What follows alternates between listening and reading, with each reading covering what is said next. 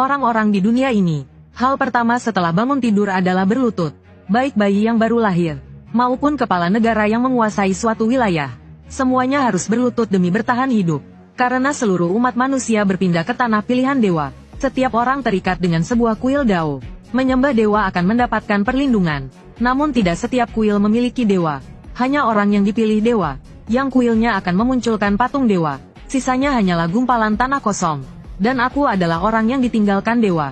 Demi bisa bertahan hidup, sebuah ide nekat muncul di pikiranku. Menyembah langit dan bumi kalah dari menyembah diri sendiri. Aku sendiri akan menjadi dewa. Lalu, aku berlutut keras di depan gumpalan tanah. Dan berteriak menyebut namaku sendiri. Seketika gumpalan tanah itu benar-benar berubah menjadi wujudku. Aku juga memperoleh sudut pandang patung dewa. Namun saat aku sedang sangat gembira, dalam statusku sebagai dewa, aku tiba-tiba ditarik ke sebuah grup manajemen para dewa.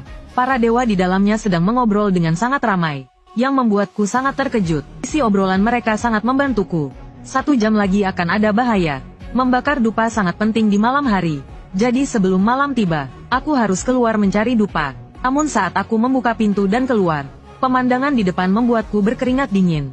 Di luar tidak hanya diselimuti kabut tebal, tetapi juga ada makhluk raksasa berjaga di depan pintu. Untungnya monster itu belum bergerak. Aku segera menghindarinya dan keluar dari kuil. Baru berjalan tidak jauh, aku tiba-tiba berhenti melangkah.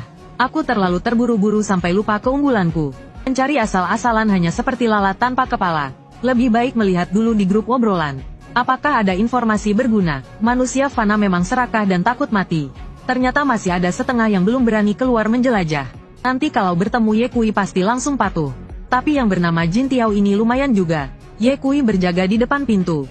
Masih berani keluar untuk menjelajah.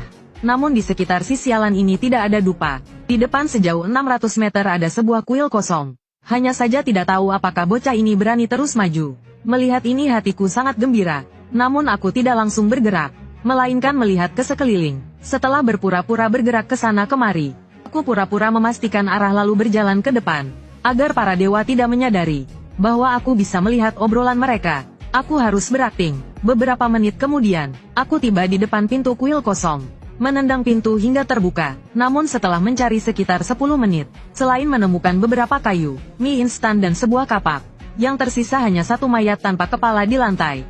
Bayangan setengah batang dupa pun tidak terlihat. Tidak ada pilihan lain. Aku pun kembali melihat grup obrolan para dewa. Si Jin Tiao ini pasti tidak pernah menyangka bahwa dupa disembunyikan di dalam perut mayat itu. Haha, ini benar-benar licik. Mana mungkin ada umat yang menemukannya. Tidak semua dupa disembunyikan seperti ini. Ini terutama untuk melatih para umat ini. Semakin gila